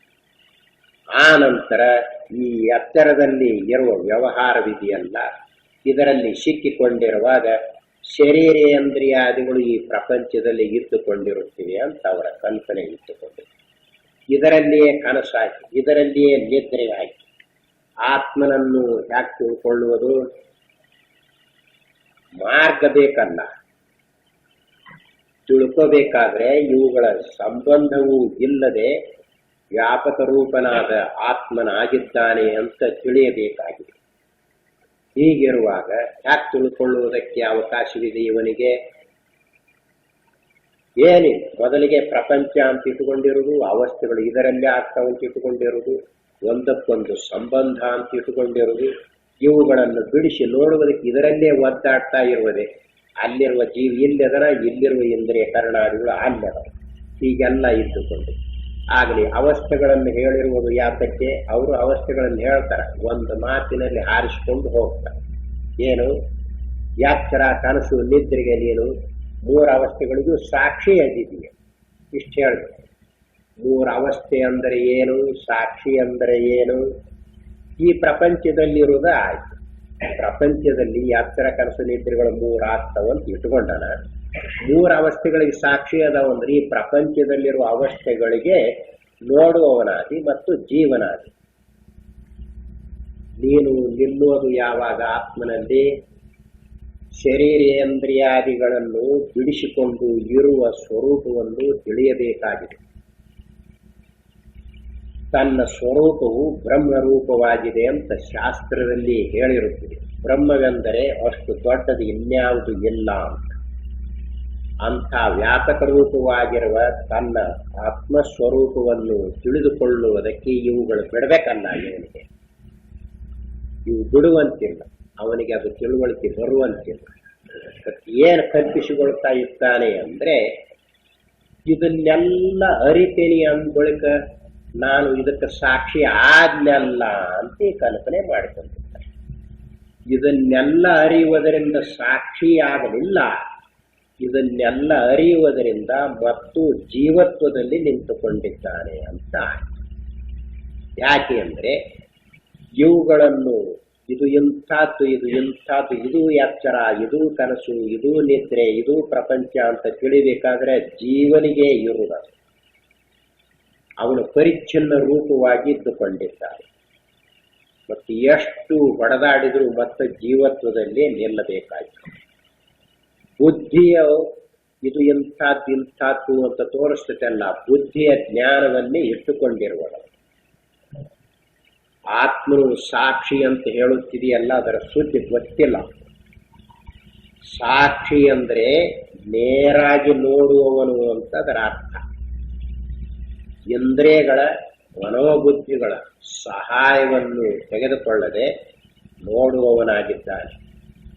ಹಾಗೆ ನೋಡುವುದಕ್ಕೆ ಬಂದರೆ ಇಡೀ ಅವಸ್ಥೆಯನ್ನು, ಪ್ರಪಂಚವನ್ನು, ಜೀವರಾಶಿಯನ್ನು ಬೆಳಗಿ ತೋರಿಸುವುದಕ್ಕೆ ಸಾಧ್ಯವಾಗುತ್ತದೆ. ಹೀಗೆ ನೋಡ್ಲಿಕ್ಕೆ ಬರಬೇಕಲ್ಲ, ಇವೆಲ್ಲ ಇಟ್ಟುಕೊಂಡಿದ್ದಾನೆ.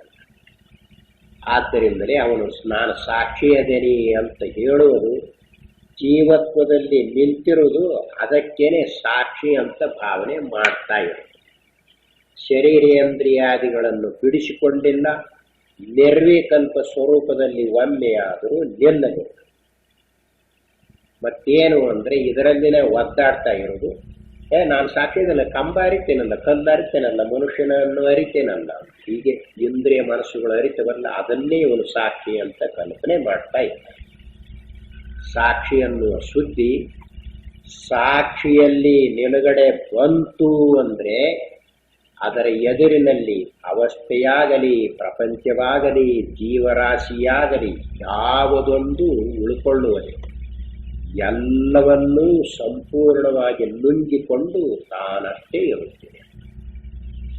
ಅದಕ್ಕನ ಶಾಸ್ತ್ರದಲ್ಲಿ ಅದ್ವಿತೀಯ ರೂಪವಾದ ತತ್ವ, ಅದ್ವಿತೀಯ ರೂಪವಾದ ಆತ್ಮ ಅಂತ ಇದನ್ನು ಹೇಳಿರುತ್ತೆ.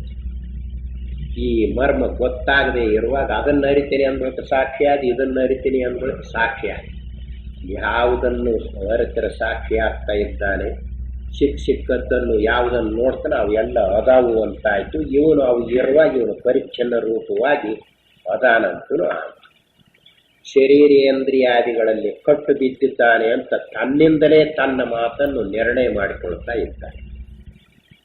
ಇದನ್ನೆಲ್ಲ ನಾನು ಅರಿಬೇಕಾದ್ರೆ ನಾನು ಇದನ್ನು ನೋಡ್ತೇನೆ ಅಂದ್ಬಳಿಕೆ ಇದಕ್ಕೆ ಸಾಕ್ಷಿ ಆದ್ಮೇಲ್ವ? ಅದಕ್ಕನೇ ನೀನು ಸಾಕ್ಷಿ ಆಗಲಿಲ್ಲ, ಜೀವತ್ವದಿಂದ ಕೂಡಿಕೊಂಡಿದ್ದೀಯ. ಇದನ್ನು ನೋಡುವಾಗ ಇದು ಎಂಥದ್ದು ಅಂತ ನೋಡ್ತೀರಿ. ಅದನ್ನು ನೋಡಬೇಕಾದರೆ ಮನಸ್ಸನ್ನು, ಬುದ್ಧಿಯನ್ನು ಉಪಯೋಗಿಸಿದ್ದೀಯೇ.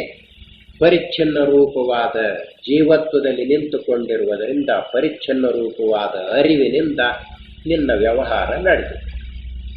ಆದ್ದರಿಂದ ಎಷ್ಟು ದೂರ ನೀನು ತುಳುಕೊಂಡೇನಿ ಅಂತ ಹೇಳಿದರೂ ಅಲ್ಲೇ ಶರೀರದಲ್ಲಿಯೇ ಇಟ್ಟುಕೊಂಡಿದ್ದೀಯೇ, ಶರೀರವನ್ನು ದಾಟಬೇಕು. ಹದ್ದು, ರಣಹದ್ದುಗಳು ಇರ್ತಾವಲ್ಲ, ಭಾರೀ ಎತ್ತರದ ಮೇಲೆ ಹಾರಾಡ್ತಾ ಇರ್ತಾವೆ.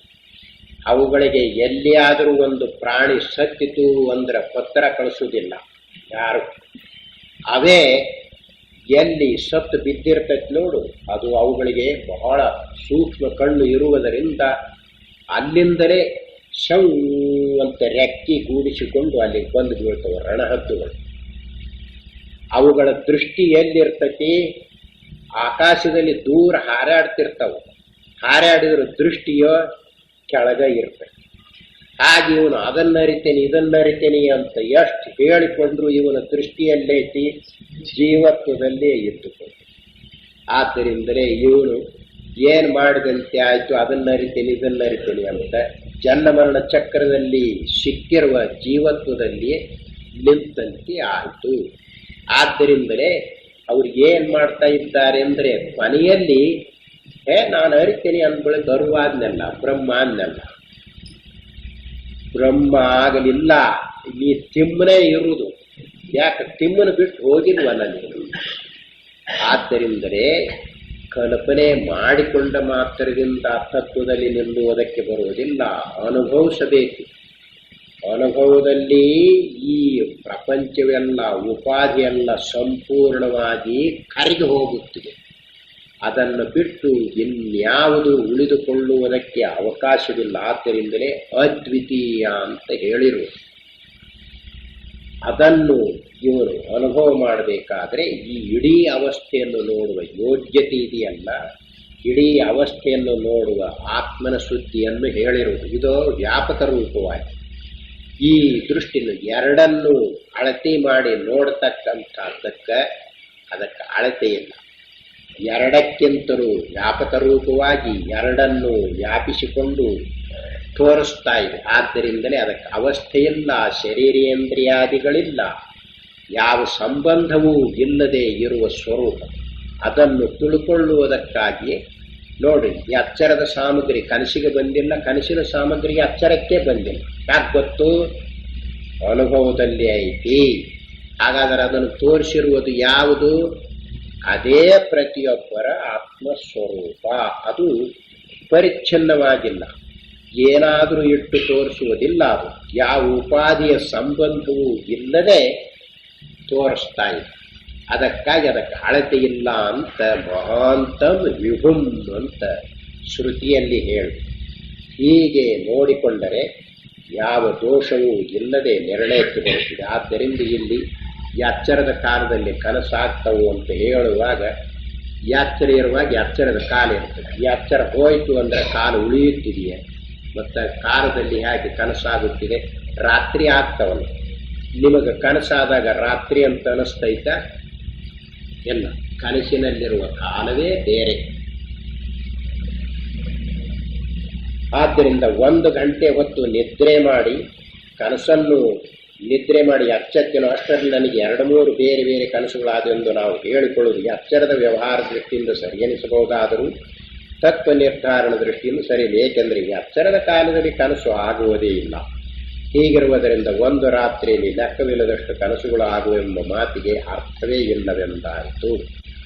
ಇದರಂತೆ 1 ಗಂಟೆಯ ನಿದ್ರೆಯಲ್ಲಿ 50 ವರ್ಷಗಳು ವ್ಯವಹಾರ ಮಾಡಿದಂತೆ ಕನಸಾಯಿತಲ್ಲ. ಒಂದೇ ಸೂಜಿಯ ಮನೆಯ ಮೇಲೆ 1000 ಗಟ್ಟಲೆ ಕಾದಾಳುಗಳು ನಿಂತು ಕದನ ಮಾಡಿದಂತೆ ಕಂಡಿತಲ್ಲ. ಎಷ್ಟು ತಿಂದರೂ ಅಲ್ಲಿ ಹೊಟ್ಟೆಯೇ ತುಂಬಲಿಲ್ಲವಲ್ಲ. ಕನಸು ನಿಜ ಹೇಗಾದೀತು ಎಂಬುದೇ ಮುಂತಾದ ಆಕ್ಷೇಪಗಳು ಎಚ್ಚರದ ದೇಶಕಾಲ ನಿಮಿತ್ತಗಳನ್ನು ಕನಸಿಗೆ ಅಂಟಿಸಿಕೊಂಡ ದೋಷದಿಂದ ಹುಟ್ಟಿಕೊಳ್ಳುವುದೆಂದು ತಿಳಿಯಬೇಕು. ಎಚ್ಚರದ ಕಾಲವು ಅಲ್ಲಿರುವುದಿಲ್ಲ. ಕನಸಿನಲ್ಲಿ 1 ಗಂಟೆ ಹೊತ್ತು ಇರುತ್ತೇವೆ ಅಂತ ಅನಿಸುತ್ತಿದೆಯೇ, 50 ವರ್ಷಗಟ್ಟಲೆ ವ್ಯವಹಾರ ಮಾಡ್ತಾ ಇದ್ದೇವೆ ಅಂತ ಗೊತ್ತಾಗುತ್ತೆ. ಇನ್ನು ಒಂದು ಸೂಜಿಯ ಮನೆ ಮೇಲೆ ಎಷ್ಟೋ ಜನರು ನಿಂತು ತಪಸ್ಸು ಮಾಡಿತು ಅಂತ ಅನಿಸುತ್ತಿದೆಯಲ್ಲ, ಕನಸಿನಲ್ಲಿ ಸಂಶಯ ಬಂದಿದೆಯೇ? ಬೇರೆ ಎಚ್ಚರದಲ್ಲಿ ಒಂದು ಸೂಜಿ ಮೇಲೆ ಒಂದು ಗಟ್ಟು ಊರುವುದಕ್ಕೆ ಸಾಧ್ಯ, ಇನ್ನೊಬ್ಬನು ಅಲ್ಲಿ ನಿಂತುಕೊಳ್ಳುವುದಕ್ಕೆ ಬರುವುದಿಲ್ಲ. ಇದೇನು ಕನಸಿನಲ್ಲಿ ಹೀಗೆಲ್ಲ ಬರ್ತೈತಲ್ಲ ಅಂತ ಸಂಶಯ ಬಂದಿದೆಯೇ?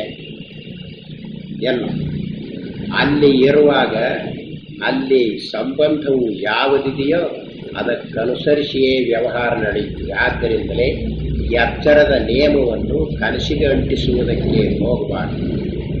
ಎಚ್ಚರದ ದೇಶ ಬೇರೆ, ಎಚ್ಚರದ ಕಾಲ ಬೇರೆ, ಎಚ್ಚರದ ನಿಮಿತ್ತ ಬೇರೆ. ಕನಸಿನ ದೇಶ ಬೇರೆ, ಕನಸಿನ ಕಾಲ ಬೇರೆ, ಕನಸಿನ ನಿಮಿತ್ತ ಬೇರೆ. ಎಚ್ಚರದ ಕಾರ್ಯಕಾರಣವನ್ನು ಕನಸಿಗೆ ಅಂಟಿಸಬಾರದು. ಈಗ ಕನಸಿನಲ್ಲಿರುವಾಗ ಒಂದು ಸೂಜಿಯ ಮನೆಯ ಮೇಲೆ 50,000 ಜನರು ನಿಂತುಕೊಂಡಿದ್ದಾರೆ ಅಂತ ಅಲ್ಲಿ ತೋರ್ತಾ ಇದೆಯಲ್ಲ, ಸಂಶಯ ಬಂದಾಗ ಎಲ್ಲ ಯಾಕೆ? ಅಲ್ಲಿಗೆ ಅದು ಹೊಂದಿಕೊಂಡಿದೆ, ಸರಿಯಾಗಿಟ್ಟುಕೊಂಡಿದೆ. ಆದ್ದರಿಂದಲೇ ಇಲ್ಲಿರುವ ಯಾವುದನ್ನು ಅಲ್ಲಿಗೆ ಹೊಂದಿಸುವುದಕ್ಕೆ ಹೋಗಬಾರದು. ಎಷ್ಟು ತಿಂದರೂ ಅಲ್ಲಿ ಹೊಟ್ಟೆ ತುಂಬಲಿಲ್ವಲ್ಲ ಅಂತ ಈಗ ಹೇಳ್ತಾ ಇದ್ದಾರೆ. ಕನಸಿನಲ್ಲಿ ಇರುವಾಗ ಎಚ್ಚರಕ್ಕೆ ಬಂದ ನಂತರ ಅಯ್ಯೋ ಕನಸಿನಲ್ಲಿ ಎಷ್ಟೋ ಹೊತ್ತು ಉಂಡಂಗಾಯ್ತ್ರಿ, ನೋಡಿ ಎಚ್ಚರಕ್ಕೆ ಬಂದರೆ ಮತ್ತು ಹಸುವಾಯಿತಿ ಅಂತ ಹೇಳ್ತಾರೆ. ಕನಸಿನಲ್ಲಿ ಊಟ ಮಾಡಿದಾಗ ಪಟ್ಟು ತುಂಬಿತೋ ಇಲ್ವ, ನೀರು ಕುಡಿದಾಗ ನೀರಡಿಕೆ ಹೋಗೈತೋ ಇಲ್ವ, ಗಿಡದ ನೆರಳಿಗೆ ನಿಂತಾಗ ತಂಪಾಗೈತೋ ಇಲ್ವ. ಮತ್ತಾದರೂ ಎಚ್ಚರಕ್ಕೆ ಬಂದ ನಂತರ ಇವರು ಪಟ್ಟಿ ತುಂಬಲಿಲ್ಲ, ಅಲ್ಲಿ ಊಟ ಮಾಡಿದ್ರೆ ಹೆಂಗೆ ಹೊಟ್ಟೆ ತುಂಬತೈತೆ ಈ ಕನಸಿನಲ್ಲಿ ಅಂತ ಇಲ್ಲಿಗೆ ಬಂದ ನಂತರ ಹೇಳ್ತಾರೆ. ಅಲ್ಯಾಕೆ ಸಂಶಯ ಮಾಡಿಕೊಳ್ಳಿಲ್ಲ ನೀನು? ಅಲ್ಲಿ ಕೇಳಬೇಕಾಗಿತ್ತು. ಅಲ್ಲಿ ಕೇಳುವುದನ್ನು ಬಿಟ್ಟು ಎಚ್ಚರಕ್ಕೆ ಬಂದ ನಂತರ ಈ ಎಚ್ಚರದ ಬುದ್ಧಿಯಿಂದ ನೋಡ್ತಾ ಇದ್ದಾನಲ್ಲ, ಇದು ಏನು ಹೇಳುತ್ತೆ ಅಂದರೆ ಅದೇನು ಕನಸು, ಅಲ್ಲಿ ಊಟ ಮಾಡಿದ್ರೆ ಪ್ರಯೋಜನವಾಗುತ್ತಿದೆಯೇ ಎಚ್ಚರದಲ್ಲಿ ಅಂತ ಹೀಗೆ ಹೇಳೋದು. ಎಚ್ಚರದಲ್ಲಿ ಊಟ ಮಾಡಿದರೆ ಕನಸಿನಲ್ಲಿ ಹೊಟ್ಟೆ ತುಂಬುತ್ತಿದೆಯೇ? ಅಲ್ಲೇ ಬುದ್ಧಿ ಕೇಳಿತೋ ಕೇಳಕ್ಕಿಲ್ವ? ಅದು ಹೀಗೆ ಕೇಳ್ತಾ ಇದೆ. ಆದ್ದರಿಂದ ಒಂದಕ್ಕೊಂದು ಸಂಬಂಧವಿಲ್ಲ. ಈ ರೀತಿಯಲ್ಲಿ ಕನಸನ್ನು ನೋಡುವ ಎಚ್ಚರದ ಕಣ್ಣನ್ನು ಮುಚ್ಚಿ ಕನಸನ್ನು ಕನಸಿನ ದೃಷ್ಟಿಯಿಂದಲೇ ನೋಡಿದರೆ ಹೇಗೆ ಕಾಣುವುದೋ ನೋಡ್ರಿ. ಲೆಕ್ಕವಿಲ್ಲದಷ್ಟು ಆಗುವ ಕನಸುಗಳಲ್ಲಿ ಯಾವುದೊಂದನ್ನು ತೆಗೆದುಕೊಂಡು ಪರೀಕ್ಷಿಸಿದರೂ ಅದು ಮೇಲೆ ಹೇಳಿದಂತೆ ಎಚ್ಚರಕ್ಕೆ ಸಮವಾಗಿಯೇ ಇರುತ್ತದೆ. ಈಗ ಎಚ್ಚರದ ಕಣ್ಣಿನಿಂದ ಕನಸನ್ನು ನೋಡುವುದು ಬಿಡ್ರಿ, ಕನಸಿನ ಕಣ್ಣಿನಿಂದ ಕನಸನ್ನು ನೋಡ್ರಿ. ಆವಾಗ ಹೇಗೆ ತೋರ್ತೈತಿ ಅನ್ನೋದು ಗೊತ್ತಾಗ್ತಾ ಇದೆ. ಯಾವ ರೀತಿಯಿಂದಲೂ ಎಚ್ಚರಕ್ಕಿಂತಲೂ ಕನಸು ಕಡಿಮೆಯದಲ್ಲ ಅಂತ ಗೊತ್ತಾಗುತ್ತೆ.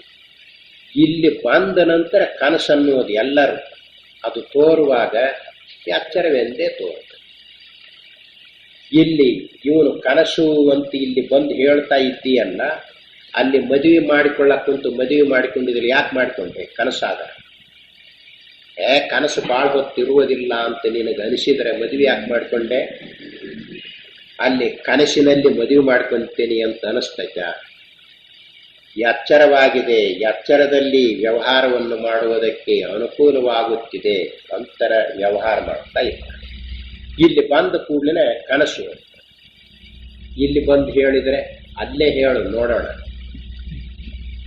ಇಲ್ಲಿಯ ನಿಯಮಗಳನ್ನು ಅದಕ್ಕೆ ಅಂಟಿಸಬಾರದು. ಅಲ್ಲಿಯ ನಿಯಮಕ್ಕೆ ಅನುಸರಿಸಿ ಅಲ್ಲಿ ವ್ಯವಹಾರ ನಡೆದಿರುತ್ತದೆ.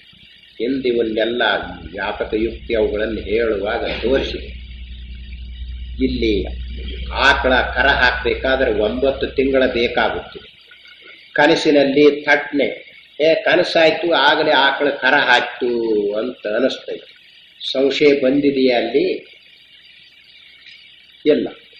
ಸಂಶಯ ಬರುವುದಕ್ಕೆ ಎಚ್ಚರದ ನಿಯಮವನ್ನು ಕನಸಿನಲ್ಲಿ ನೋಡ್ತಾ ಇದ್ದಾನಲ್ಲ, ಎಚ್ಚರಕ್ಕೆ ಬಂದ ನಂತರ ಅವನಿಗೆ ಸಂಶಯ ಬರ್ತದೆ. ಕನಸಿನ ನಿಯಮಕ್ಕನುಸರಿಸಿ ಅಲ್ಲಿ ಆಕಳ ಕರ ಹಾಕಿರುವುದರಿಂದ ಗಿಣ್ಣದ ಹಾಲು ಹಿಂಡಿಕೊಂಡು ಗಿಣ್ಣ ಉಂಡಿದೆ ಇಲ್ವೋ, ಮತ್ತ ಕರ ಹಾಕಲಿಲ್ಲ ಅಂತ ಹೇಳಿದ್ರೆ ಹೊಂದುತ್ತಿದೆಯೇ? ಹೀಗೆ ಅಲ್ಲಿಯ ನಿಯಮಕ್ಕನುಸರಿಸಿ ಹೊಂದಿಕೊಳ್ಳುತ್ತಿದೆ.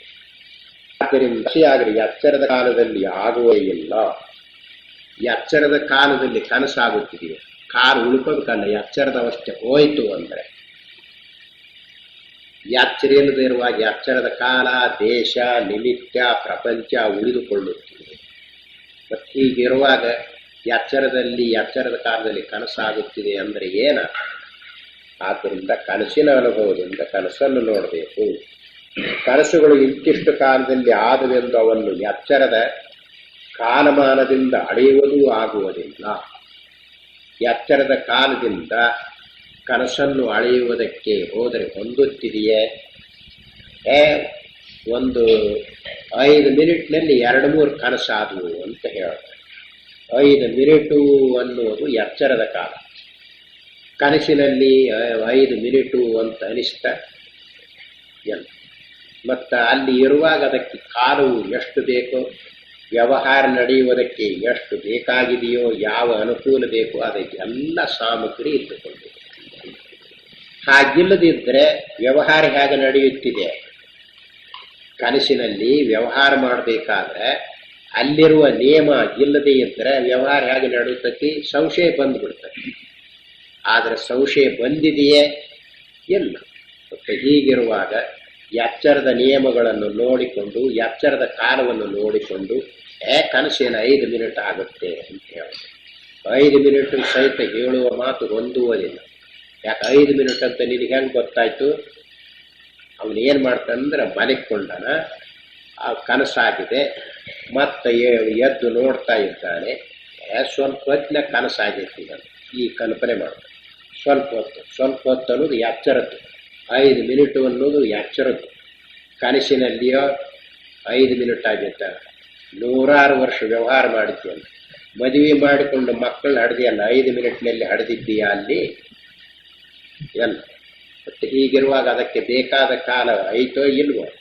ಹುಡುಗರೆಲ್ಲ ದೊಡ್ಡವರಾಗಿದ್ದಾರೆ, ಕೈ ಹಿಡಿದುಕೊಂಡು ತೆಗೆಯಾಡ್ತಾ ಇದ್ದಾನೆ, ಇವನ್ನ ಕಾಲೇಜಿಗೆ ಸೇರಿಸೋದಕ್ಕೆ ಹೋಗ್ತೇನ್ರಿ ಅಂತ ಹೇಳ್ತಾನೆ ಕನಸಿನಲ್ಲಿ. 5 ಮಿನಿಟ್ನಲ್ಲಿ ಹೇಗೆ ಅಷ್ಟೇ ಹತ್ರ ಆದವನು? ಹಾಗಾಗಿತ್ತು ಅಂದ್ರೆ ಸಂಶಯ ಬರ್ತಿತ್ತು. ಸೇರಿಸೋದಕ್ಕೆ ಹೋಗ್ತಿರ್ಲಿ, ಇಲ್ಲಿ ಕನಸಿನ ಕಾಲೇಜ್ ಏನು ಕಾಯಮನ್ರಿ ಎಂದಾದ್ರು ಹಾಗೆ ಬರ್ತಿತ್ತು. ಇಲ್ಲಿ ಬಂದ ನಂತರ, ಎಚ್ಚರಕ್ಕೆ ಬಂದ ನಂತರ ಹೇಳುವ ಮಾತಿದೆಯಲ್ಲ, ಆ ಅವಸ್ಥೆ ಇರುವಾಗ ಮಿಸಿಗಿಸಿಕೊಡುವುದಿಲ್ಲ. ಅಷ್ಟೇ ಅಲ್ಲ, ಎಚ್ಚರವೂ ಹೆಚ್ಚೆಂದು ಕನಸು ಕಡಿಮೆಯದು ಅಂತ ಕನಸಿನಲ್ಲಿ ಹೇಳ್ರಿ, ಹಲ್ಲು ಮುರಿದು ಬಿಡ್ತೈತಿ ಅವಸ್ಥೆ. ಯಾಕೆ ಅಂದರೆ ತಾನು ಇರುವ ಅವಸ್ಥೆಯನ್ನು ಕಡಿಮೆ ಮಾಡಿಕೊಳ್ಳುವುದಕ್ಕೆ ಒಪ್ಪುವುದಿಲ್ಲ ಯಾವುದು, ಹಾಗಿಟ್ಟುಕೊಂಡಿದೆ. ಆದ್ದರಿಂದಲೇ ಇಲ್ಲಿರುವಂತೆ ನೋಡಿ ನಿರ್ಣಯ ಮಾಡಿಕೊಳ್ಳಬೇಕು. ನಿಜವಾಗಿ ಕನಸು ಎಚ್ಚರ ಇವೆರಡೂ ಸ್ವತಂತ್ರವಾದ ಅವಸ್ಥೆಗಳೇ ಆಗಿರುತ್ತವೆ. ಅದರಿಂದ ಎಚ್ಚರ ಕಡಿಮೆ, ಕನಸು ಕಡಿಮೆ, ಎಚ್ಚರ ಹೆಚ್ಚು, ಕನಸು ಹೆಚ್ಚು, ಹೀಗಿಲ್ಲ. ಎಚ್ಚರ ಅದು ಒಂದು ಅವಸ್ಥೆ, ಕನಸು ಅದು ಒಂದು ಅವಸ್ಥೆ. ಅದಕ್ಕೆ ಬೇಕಾಗಿರುವ ದೇಶ ಕಾಲ ನಿಮಿತ್ತ ಅದಕ್ಕೆ ಬೇಕಾಗಿದೆ, ಇದಕ್ಕೆ ಬೇಕಾಗಿರುವ ದೇಶ ಕಾಲ ಇದಕ್ಕಿದ್ದುಕೊಂಡಿವೆ. ಅದು ಇರುವಾಗ ಇದು ಇರುವುದಿಲ್ಲ, ಇದು ಇರುವಾಗ ಅದು ಇರುವುದಿಲ್ಲ. ಇವೆರಡರ ರೂಪದಿಂದ ಪರಮಾರ್ಥ ತೋರಿದೆಯಲ್ಲ, ಎರಡಕ್ಕೂ ಬೆಲೆ ಪರಮಾರ್ಥವು ಇದ್ದುಕೊಂಡಿದೆ. ಆದ್ದರಿಂದಲೇ ಎಚ್ಚರಕ್ಕೆ ಎಷ್ಟು ಬೆಲೆಯೋ ಕನಸಿಗೂ ಅಷ್ಟೇ ಬೆಲೆ, ಕನಸಿಗೆ ಎಷ್ಟು ಬೆಲೆಯೋ ಎಚ್ಚರಕ್ಕೂ ಅಷ್ಟೇ ಬೆಲೆ. ಹೀಗೆ ನೋಡಿ ನಿರ್ಣಯ ಮಾಡಿಕೊಳ್ಳಬೇಕು. ಹಾಗಿಲ್ಲದನ ನಾವು ಮೊದಲಿಗೇನೆ ಈ ಎಚ್ಚರದ ದುರಭಿಮಾನವನ್ನು ಇಟ್ಟುಕೊಂಡು ಬೇಕಾದಷ್ಟು ಹೇಳಿ ಹೀಗೆ ಹೋಲಿಕೆ ಮಾಡಿ ಬೇಕಾದಷ್ಟು ತೋರಿಸಿ ಅಲ್ರಿ, ಎಷ್ಟು ಮಾಡಿದ್ರು ಕನಸು ಎಚ್ಚರಕ್ಕೆ ಯಾಕೆ ಸಮಾನ ಆಗತ್ರಿ ಅಂತ ಕೇಳ್ತಾ ಇರೋದು. ಯಾಕೆ ಹೀಗೆ ಕೇಳ್ತತಿ? ಎಚ್ಚರದ ಬುದ್ಧಿಗೆ ಸಹನಿಲ್ಲ, ಎಚ್ಚರದ ಬುದ್ಧಿಗೆ ಸಹನಿಲ್ಲ. ಕನಸು ನನಗೆ ಸಮಾನ ಅಂತ ಹೇಳ್ತಾ ಇದ್ದಾರಲ್ಲ, ಅಲ್ರಿ ಯಾರು ಬೇಕಾದವ್ರು ಹೇಳಿ ಅಲ್ರಿ ಎಚ್ಚರದ ಗತಿ ಆಗತ್ತೆ ಕನಸು ಅಂತ ಹೀಗೆ ಹೇಳ್ತತಿ ಎಚ್ಚರದ ಬುದ್ಧಿ. ಅಲ್ಲಿರುವಾಗ ಅಲ್ಲಿ ಬುದ್ಧಿ ಕೇಳಿ, ಅಲ್ರಿ ಎಚ್ಚರಕ್ಕೆ ಸಮಾನವಾಗಿ ಬೇರೆ ಯಾವುದಾದ್ರೂ ಅವಸ್ಥೆ ಉಂಟೆ ಅಂತ ಅದು ಹೇಳ್ತದೆ. ಇದು ಹೇಗೆ ಹೇಳ್ತೈತೆ ನೋಡು, ಅಲ್ಲಿಯೂ ಹಾಗೆ ಹೇಳ್ತದೆ. ಆದ್ದರಿಂದ ತಾನಿರುವ ಅವಸ್ಥೆ ಎಚ್ಚರ, ತಾನಿರುವುದೇ ಹೆಚ್ಚೆಂದು ಕಡಿಮೆ ಮಾಡಿಕೊಳ್ಳುವುದಕ್ಕೆ ಆ ಬುದ್ಧಿಗೆ ಒಪ್ಪಿಗೆ ಇಲ್ಲ. ಏನಾದರೂ ಇವುಗಳಿಗೆ ಬೆಲೆ ಯಾವುದು ಅಂತ ಬುದ್ಧಿಗೆ ಗೊತ್ತಿಲ್ಲ. ತಾನು ಹೆಚ್ಚು ಅಂತ ಹೇಳ್ಕೊಳ್ತೇವೆ. ಇವು ಎರಡಕ್ಕೂ ಬೆಲೆ ಆತ್ಮ. ಆತ್ಮದೃಷ್ಟಿಯಿಂದ ನೋಡಿದರೆ ಎಚ್ಚರಕ್ಕೆ ಯಾವ ಬೆಲೆಯೋ ಕನಸಿಗೂ ಅದೇ ಬೆಲೆ, ಕನಸಿಗೆ ಯಾವ ಬೆಲೆಯೋ ಎಚ್ಚರಕ್ಕೂ ಅದೇ ಬೆಲೆ. ಆದ್ದರಿಂದ ಎರಡೂ ಸ್ವತಂತ್ರವಾದ ಅವಸ್ಥೆಗಳು ಅಂತ ತೋರಿಸಿದೆ.